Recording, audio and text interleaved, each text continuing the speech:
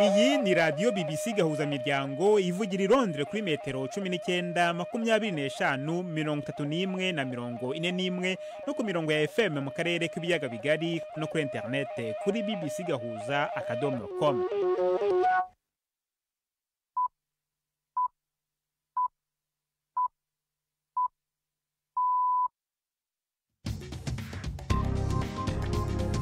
Ubu ni saa 10 n'igice ku isaha mpuzamahanga ya GMT, ni saa 12 n'igice ku isaha yo mu Rwanda no mu Burundi. Muri studio muri kumwe na Jacques Niyitegeka.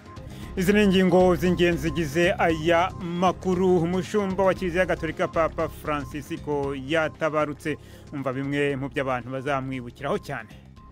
Ni urukundo rukomeye n'impuhwe, ibyo byamurangaga. Yari umushumba w'impuhwe wababazwaga cyane n'abakene n'imbabare n'abari mu kaga, bari mu ntambara. Uwo ni Cardinal Antoine Kambanda ukuriye Kiliziya Gatolika mu Rwanda. Muramwumva ku buryo burambuye muri aya makuru. Turanumva uko abanyagihugu bo mu Rwanda no mu Burundi bakiriye inkuru y'urupfu rwa Papa Francisco. Tubafite n'ikiganiro cy'urubuga rw'imikino. Muri mwese ikaze muri aya makuru yo kuri wa mbere, turi ku itariki ya 21 z'ukwezi kwa kane.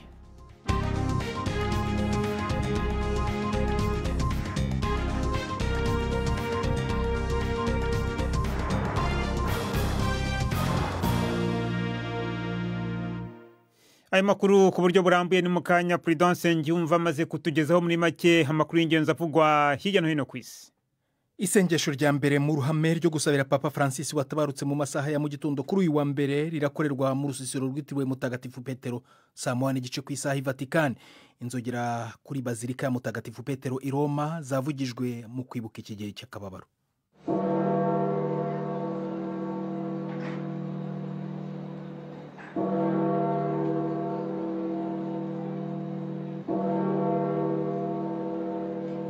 Abantu benshi batangiye guteranirayo bitegura rozari iza kuvugwa na Kardinali mukuru i Vatican Maurizio Gambetti.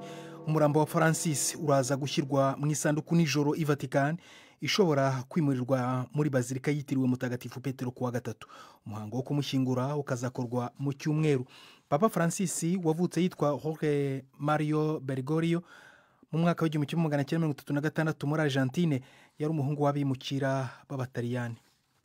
Ku bindi byaranze byinshi mu by'ingenzi ku Papa bwa Francis, inkuru ya Dani Abahad muri mva mu ijwi rya Jean-Claude Mwambutsa. Ihohotera rishingiye ku gitsina rikozwe n'abihayimana rishobora kuba aricyo gisebo gikomeye kuri Kiliziya Gatolika. Papa Francis yasanze ubwo yatangiraga imirimo abamunenga bavuga ko yagiye seta ibirenge mu gufata ibyemezo, ndetse ngo hari naho yabaye nk'urebera ibikorwa byo gukingira ikibaba inzego zo muri Kiliziya. Ibi ariko byaje guhinduka. Papa avuga ko atewe isoni cyane no kuba Kiliziya yarananiwe kurinda abana. Asezeranya ko nta kwihangana na busa kuzongera kubaho ku byaha by'ihohotera. Ku bijyanye n'ibidukikije, Papa ntiyariye umunwa, nta nubwo byatunguranye, kuko yiyise Francis wa Assisi ufatwa nk'umukurambere w'urusobe rw'ibinyabuzima. Ku kibazo cy'uburenganzira bw'abaguzi ndetse n'ubwisanzure mu bukungu butagira impuhwe, Papa yavuze ko hakenewe byihuta kugabanya izamuka ry'ubushyuhe riturutse ku bikorwa by'abantu. Yamagana ingaruka bugira ku batuye isi muri rusange, ariko by'umwihariko aba bakene. Papa Francis imbere yo gupfa yari yarahisemo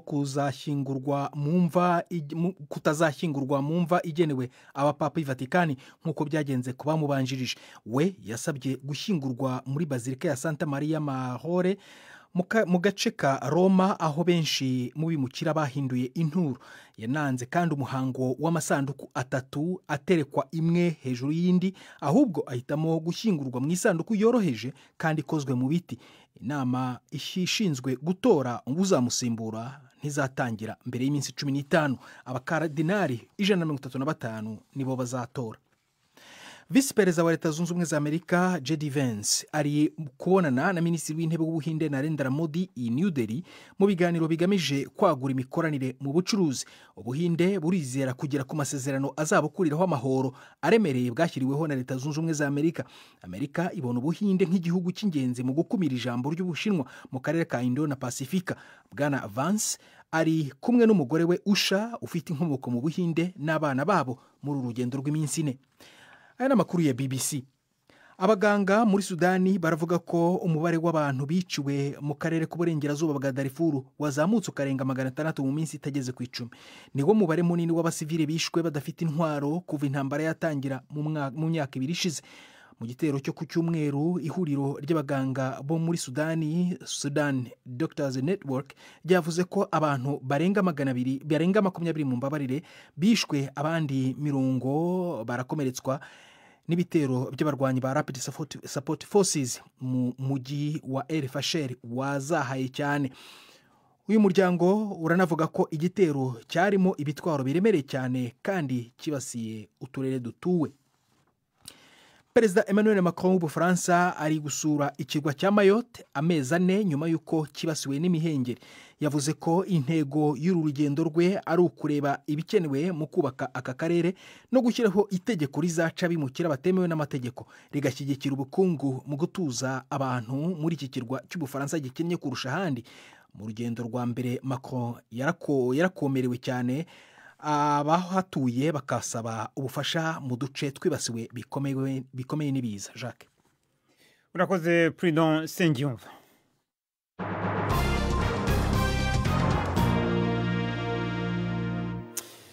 Amakuru ku buryo burambuye aribanda kuri iyo nkuru y'urupfu rwa Papa Francisco watabarutse mu gitondo cy'uyu munsi. Urupfu rwe ruje nyuma y'amasaha tagera kuri 28 yeretse imbaga y'abantu benshi mu rubuga rwitiriwe Mutagatifu Petero i Vatikani ejo kuri Pasika, nyuma y'igihe kirekire yaramaze arwaye. Niwe mupapa wa mbere waturutse ku mugabane wa Amerika y'Epfo. Yari ku ntebe y'ubupapa kuva muri 2013. Ibindi birambuye ku buzima bwe biri muri iyo nkuru tugezwaho na Ivete Kabatesi. Akivuka, Papa Francis yiswe Mario Bergoglio avukira Buenos Aires muri Argentine mu 1936. Yari imfura mu muryango w'abana 5. Ababyeyi be bari barahunze igihugu cyabo cy'Ubutaliyani kubera ubutegetsi bw'igitugu bitaga fascisme bwariho icyo gihe. Yakundaga imbyino z'injyana ya tango ndetse aba umufana ukomeye w'ikipe y'umupira w'amaguru w'iwabo San Lorenzo. Yigeze kurwara umusongo ukomeye, agira amahirwe yo gukira abazwi, bamukuyemo igice cyo kugihaha kimwe, ariko nyuma byatumye akunda kurwara za infection ubuzima bwe bwose. Nk'umuntu ukuze yanarwaraga kandi ivi ry'iburyo, uburwayi yitaga ikimwaro cy'umubiri. Akiri muto, Bergoglio yakoze mu nzu y'akabyiniro ashinzwe amasuku mbere yo kubona impamyabushobozi mu by'ubutabire cyangwa se chemistry. Yanakoze no mu ruganda rwo mu gihugu, akorana bya hafi na Esther Balestrino warwanije cyane ubutegetsi bwa gisirikare bw'igitugu bwa Argentine. Uwo mugore yakorewe iyicarubozo ndetse umurambo we ntiwigeze uboneka. Bergoglio kandi yaje kujya mu muryango w'abajesuiti, yiga amasomo y'igena ntekerezo ariyo filozofi, yigisha ubuvanganzo ariyo literature ndetse na psychologie cyangwa imitekerereze n'amarangamutima bya muntu. Nyuma y'imyaka 10 yimitswe nka padiri, anazamurwa mu ntera byihuse agirwa kardinale wa Argentine mu 1973. Niwe mupapa wa mbere wari ukomotse ku mugabane wa Amerika ndetse no mu majyepfo y'isi. Kuva Papa Gregoire wa gatatu wakomokaga muri Syria yapfa mu mwaka wa 741, nta na rimwe hari hongeye kubaho umusenyeri wa Roma utari umunyaburayi. Papa Francis niwe mujesuite wa mbere watorewe intebe ya Petero Mutagatifu, kuko Roma yakunze kwinubira abajesuiti. Benedicte wa 15 wasimbuwe na Francis niwe papa wa mbere wahagaritse imirimo ajya mu kiruhuko cy'izabukuru ku bushake. Hari hashize hafi imyaka 600, ndetse mu myaka hafi 10 ubusitani bwa Vatikani bwacumbikiye abapapa 2. Twagiye mu karere k'ibiyaga bigari dushaka kumenya uko Kiliziya Gatolika mu Rwanda yakiriye urupfu rwa Papa, maze mvugana Cardinal Antoine Kambanda ukuriye Kiliziya Gatolika mu Rwanda, akaba ari umwe mu ba kardinali bazatora umupapa mushya. Ni inkuru ibabaje cyane. Umushumba Kiliziya Gatolika kuri Kiliziya mu Rwanda kandi ifatanyije n'abakristo bose na Kiliziya yose ya Kristo, ko tupfushije umwepiskopi umushumba wari waritangiye ubutumwa muri Kiliziya. Ni nk'ibihe bintu by'ingenzi abakirisitu bazibukira cyane ku mushumba wa Kiliziya Gatolika watabarutse Papa Francisco? Ni urukundo rukomeye n'impuhwe, ibyo byamurangaga. Yari umushumba w'impuhwe, wababazwaga cyane n'abakene n'imbabare n'abari mu kaga, bari mu ntambara, waharaniraga amahoro. N'ubu ngubu ubutumwa bwe bwa nyuma kwari gusaba amahoro mu bice binyuranye aho hari intambara. Ikindi, yari umuntu witangiye iyogezabutumwa. Muri iki gihe cyacu hakenewe iyogezabutumwa rishya kugira ngo ivanjiri y'urukundo rw'Imana dukunda ishobore kumenyekana. Niwo murongo yahaye Kiliziya kandi ayisigiye, akagerageza kwagura imbibi no kubanisha Kiliziya neza n'abatemera, kuko urukundo twese ruraduhuza. Hanyuma ubu ngubu hagiye gukurikiraho iki? Birumvikana igikurikiraho ni gutegura kumuherekeza no kumushyingura mu cyubahiro ukurikije imihango yabugenewe iba ifite amategeko ayigenga. Nyuma yaho, nyuma y'iminsi 15 kuva atabarutse, hakakurikiraho inama y'abakaridinali no gutora papa mushya. Hanyuma si abakaridinali bose ariko batora? Abari hasi y'imyaka 80. Hanyuma ubu ngubu nyuma y'urupfu rwe, ubu Kiliziya Gatolika iyobowe nande, bimeze gute?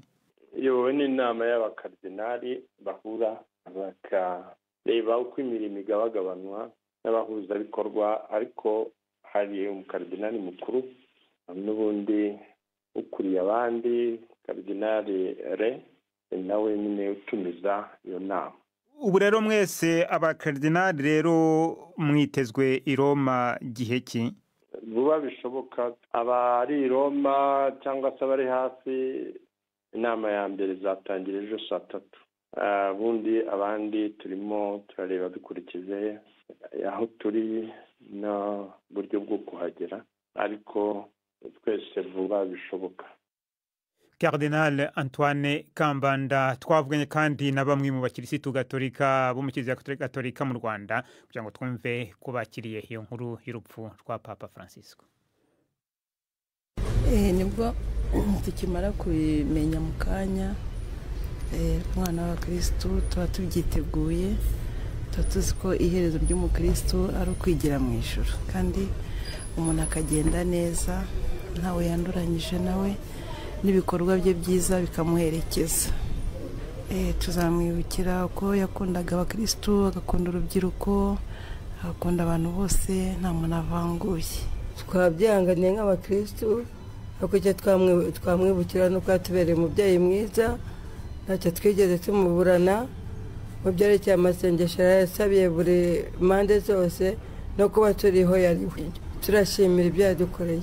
Ntacyo icyo twamusabira ni ukugira ngo Imana imwakire mu bayo, kuko yabaye intwari mu buryo bwose, bwaba mu rubyiruko n'ababyeyi bose n'abasaza, yababereye umubyeyi. Ni byiza cyane, ariko ubwo ndababaye. Imana imwakire mu bayo. Njye nakuriye mu muryango w'Abagatolika, rero ntabwo wabona umubyeyi wawe ababaye ku rwego ruri hejuru nawe uri kubabara. Iki ni cyo kintu cya mbere kimbabaje, kuba ababyeyi banjye babuze umuntu wubahaga, kandi na papa ambwira ati Gatolika ni idini ryiza. Nababaye pe. Aho hari rero mu Rwanda twagiye no mu gisagara ca Bujumbura mu Burundi. Urupfu rwa papa nagwakiriye nabi cyane, nenga nisi yubamye, na cyane cyane muri iyi minsi ya Pasika. Twari tumaze iminsi twibuka tuzirikana Yezu Kristu amagarazo yaciyemwo yo kuba ku isi, akahavura agapfa, ariko tukibuka ko yapfuye akongera akazuka, tukaba twabininahaje ejo. Ubu rero tukajya twumva ko n'umwungere Kiliziya yapfuye. Nagwakiriye nabi cyane, ni urupfu rubabaje cyane. Twakwakiriye twihanganye, ariko tukanakenguruka ko umukama mwakuye, kuko yari mu babare igihe kinini cyane. None rero araruhutse mu bisanzwe, kandi n'imyaka yiwe ntitwovuga ko yari mike, umva mu 90 buramwe imyaka 2, urumva ko yarageze nyene mu zabukuru. Nagwakiranye umubabaro mwinshi kandi turetse n'umubabaro gwanteye n'ubwoba kubera nyine yari umuntu ahambaye ngaha ku isi, umuntu atwara Eklezia Katolika yose yo ku isi yose, kumva ngo yapfuye biba bitangaje kandi biteye n'ubwoba, kandi jewe sinashitse ndavyemera nk'ivyumva kubera ukurya kuntu bari bamaze iminsi bapibwiye ngo yapfuye kubera yari amaze iminsi agwaye. Rero naguma mvuga ati n'ubundi bariko barabesha sivyo, mugabo nyene mu nyuma nagiye kuvyemera ndabibonye nyene vyapibwiye abantu benshi, biragoye gutahura nyene gusa Imana imwakire mu bwami bwayo. Abakristu eka n'abandi batandukanye turagandaye n'umubabaro cane kuri urwo rupfu, ariko tukamusabira tukavuga duti Imana imufashe mwakire cyane mu bwami bwayo. Mukomeje kumva BBC gahuza miryango, muradukurikira kandi kuri Kisoro FM mu majyepfo ya Uganda. Tugeze ku isaha ya saa 12:46 ku masaha yo mu Rwanda no mu Burundi. Samirana radio yacu dukunda. Ibiganiro vya BBC kuri radio Humuriza mu Burundi ni ku murongo wa FM 99.6. BBC gahuza miryango. Tukiri ku nkuru z'akababaro, dukomereze kuri iyi nkuru y'urupfu rw'umugabo watekereje ibendera ry'igihugu cy'u Rwanda ndetse n'ibirango by'ubutegetsi, akaba nabo bashushanyije inoti z'amafaranga igihugu gikoresha muri kino gihe. Uwo ni Alphonse Kirimo Benecyo, umunyabugeni w'imyaka 66 witabye Imana mu mpera z'iki cyumweru. Nubwo yakoze ibintu bihambaye, Kirimo Benecyo ntiyarakunze kugaragara cyane mu ruhame ku buryo hari n'abamwumvaga ariko batari babona isura ye. Ni inkuru ya Jean-Claude Mwambutsa i Kigali. Inkuru y'urupfu rwa Alphonse Kirimo Benecyo yasakaye cyane mu mpera z'icyumweru binyuze ku mbuga nkoranyambaga. Uyu munyabugeni yapfuye ku myaka 66 nyuma y'uburwayi yaramaranye igihe. Ni umugabo utaruzwi cyane na benshi, ariko wakoze ibikorwa bikomeye ku rwego rw'igihugu. Niwe wari ufite icyubahiro cyo kuba ari watekereje ndetse anahanga isura y'ibendera ry'igihugu rikoreshwa ubu. Niwe wahanze imiterere y'inote y'amafaranga 5,000, 2,000, inote y'igihumbi n'iya 500, ndetse ni nawe washushanyije igiceri cy'amafaranga 100. Alphonse Kirimo Benecyo ni nawe wahanze byinshi mu birango by'ingabo z'igihugu muri iki gihe, ndetse akaba ari nawe washushanyije isura y'imidari y'ishimwe igihugu gitanga mu bihe bitandukanye. Nubwo yakoze ibi byinshi byari gutuma amenyekana cyane, Alphonse Kirimo Benecyo ntiyakundaga kwigaragaza mu ruhame, ndetse sina benshi bari bazi isura ye. Muri kimwe mu biganiro mbarwa yagiranye na kimwe mu binyamakuru bya hano mu gihugu, Kirimo Benecyo benshi bitaga Kirimo yavuze ko yishimira kuba yarahanze ibintu by'ingenzi mu buzima bw'igihugu. Yavugaga ko yinjiye mu bugeni by'amaburakindi kuko atashoboye gutsindira kujya mu mashuri yisumbuye yigisha ubundi bumenyi, kandi yari umuhanga. Ngo yiyemeje kwerekeza mu ishuri ry'ubugeni rya Nyundo, ari naryo ryaje kugena icyerekezo cy'ubuzima bwe. Nyuma yo kurangiza ku Nyundo, Kirimo Benecyo yagiye gukaza ubwenge mu bugeni mu ishuri rikomeye ryo mu Burusiya, aho yarangije mu mwaka w'1988 akagaruka mu Rwanda. Yakoze mu icapiro ry'amashuri mbere yo kwinjira mu ishoramari ritagiye kure cyane y'ubugeni yaramazemo imyaka isaga 40. Uyu mugabo yatangiye ibikorwa bye mu gihe mudasobwa yari itaraduka mu Rwanda, byose abikoresha ikaramu ku rupapuro. Gusa yaje kuba mu bambere biyambaje ikoranabuhanga rigezweho mu bugeni nyuma yaho ibikoresho by'ikoranabuhanga ndetse na internet byadukiye mu gihugu. Umwe mu nshuti ze za hafi yabwiye BBC ko Kirimo Benecyo yari umuntu utuje cyane, uhorana ibiganiro bivanzemo urwenya, cyakora warindaga ubuzima bwe bwite cyane, ndetse ntakunde no kwigaragaza cyane mu ruhame. Ku mbuga nkoranyambaga abantu benshi bavuze ko igihugu kibuze umuntu w'ingenzi, cyakora utazibagirana kuko asize ibimenyetso byinshi byo kwibukirwaho nk'ibendera ry'igihugu. Abarundi barenga 2,000 barahuriye Geneve mu Suisse mu isango ry'inkino n'imico kama bita Tournoi International de Burundi, riba buri mwaka rihuza abarundi baba ku mugabane wa Buraya na Amerika. akaba ari ihuriro ritegurwa mu ntumbero yo kuyaga no kuganira ico abarundi baba mu mahanga boterera mu iterambere ry'igihugu cabo babicishije mu nkino n'imico kama. Ni inkuru ya Majesté Barenga wanyarukiye i Geneve.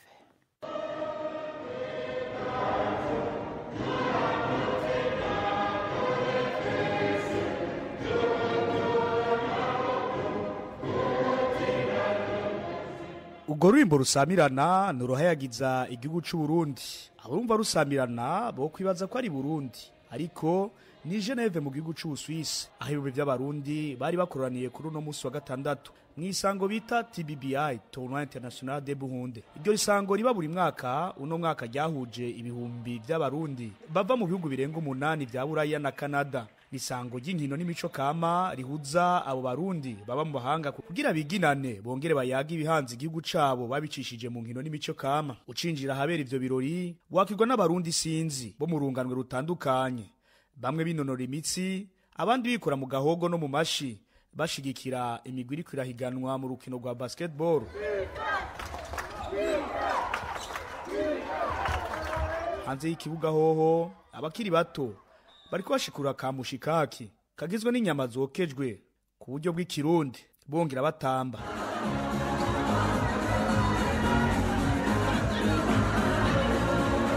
Ayo abariko begera haruguru abatariko bakurikira igino bari mu tugwi abenshi n'abahinga n'abaganga n'abahinga batandukanye mu bindi bisata bakorera i Buraya na Amerika bariko barayaga ico boterera iyo bava cacere mu ntara zabo. Nepomuscène Nkurunziza arenze imyaka 30 aba mu gisagara ca Louvain-la-Neuve mu gihugu c'u Bubiligi. N'abarundi twatatanye dukeneye gufatana mu nda duhurire ku kintu.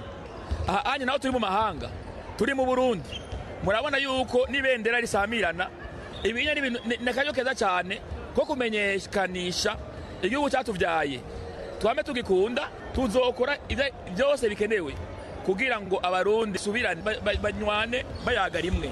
Atari umupira gusa birakenewe cyane kugira ngo ejo nejo bundi Uburundi bwogorore.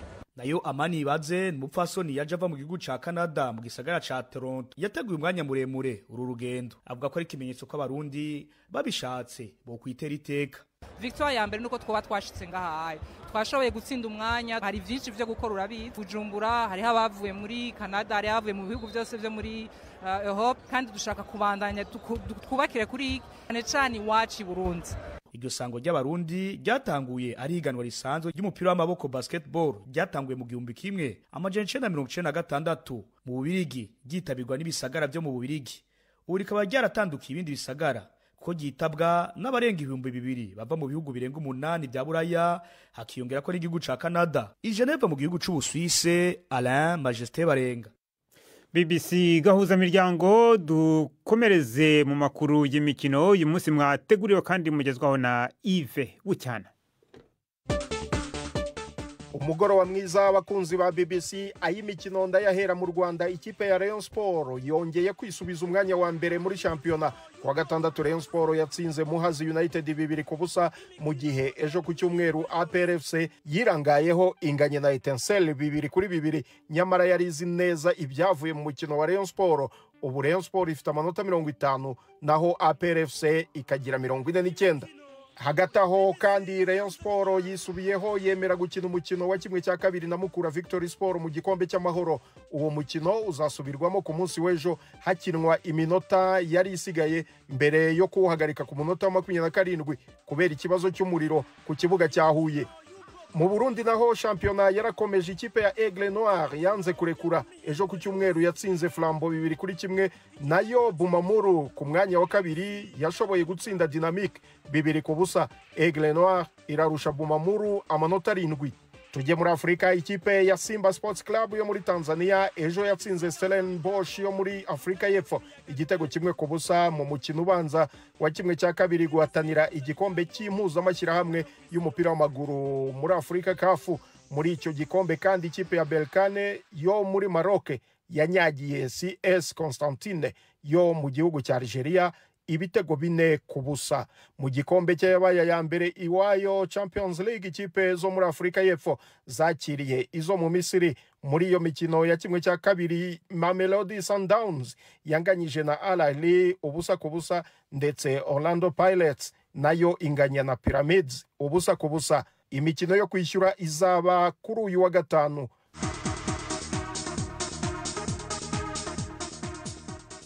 Tujye ku mugabane w'Uburayi. Mu gihugu cy'Ubwongereza Leicester City yashubijwe mu cyiciro cya kabiri, naho Liverpool ishigaje gutsinda umukino umwe gusa ikamanika igikombe cya shampiyona. Ibindi tubibwirwe na Prudence Ngyumva. Liverpool ishobora gutwara igikombe cya Premier League kuwa gatatu itigwa ijyana mu kibuga. Ibyo byashoboka ari uko Arsenal itsinzwe na Crystal Palace mu mukino bafitanye kuri uwo munsi. Biterwa nuko intsinzi ya Liverpool ya kimwe ku busa kuri Leicester City yarayiharuye inzira yo kwegukana igikombe ku nshuro ya 20 ikabibura amanota 3 gusa. Ni mu gihe Arsenal nubwo yatsinda ibikino yayo yose 5 isigaye ntishobora kurenza igiteranyo cy'amanota 81, kandi abakinnyi ba Arne Slot ubu bicaye ku isonga n'amanota 79. Hagati aho isiganwa ryo guhatanira kurangiza mu makipe 5 ya mbere niriyo rigeze mu mahina, aho amakipe 5 ahangana imyanya 3 atandukanyijwe n'amanota 2 gusa. Imwe muri yo ni Newcastle yandagajwe na Aston Villa mu mpera z'icyumweru 4-1. Manchester City yatsinze Everton 2-0, naho Chelsea iva mu menyo ya rubamba itsinda Fulham 2-1. Manchester United yatsinzwe na Wolves 1-0 mu mukino wa 15 itsinzwe muri Premier League. Brentford yatsinze Brighton 4-2. Arsenal irwana gusa no gushimangira umwanya wa kabiri ku rutonde yanyagiye Ipswich Town 4-0. Tottenham iraza gusoza umunsi wa 33 yakira Nottingham Forest mu mukino witezweho byinshi kubera ko gutsindwa kwa Forest birayigumisha munsi y'umurongo w'amakipe azabona tike yo gukina Champions League mu mwaka utaha w'imikino. Spurs yo irashaka kwirinda igisebo cyo gutsindwa umukino wa 18 muri Premier League. Urakoze cyane Prudence. Ni mu gihe mu gihugu cya Espagne ikipe ya Real Madrid yaraye itsinze Athletic Bilbao igitego 1-0 cyabonetse byagoranye, bituma Real Madrid ikomeza kotsa igitutu Barcelona nayo yatsinze bigo ikipe ya Celta Vigo ibitego 4-3. Barcelona irarusha Real amanota 4. Naho mu mukino wa tennis umunya Denmark Holger Rune ku munsi w'ejo yatsinze irushanwa rya tennis rya Barcelona Open atsinze umunya Espagne Carlos Alcaraz yamutsinze 7-2 ku manota 8-6-6-2. Ayo rero niyo y'imikino nabahitiyemo uyu munsi. Gendi Yves Bucyana. Imikino ya mu mihingo yose, ikiganiro cy'imikino kuri BBC Gahuza Miryango. Urakoze Yves Bucyana ndetse na Prudence Ngyumva kuri ayo makuru y'imikino mumaze kutugezaho, kandi nto mwumve icyo tubahishiye mu runana rw'ejo.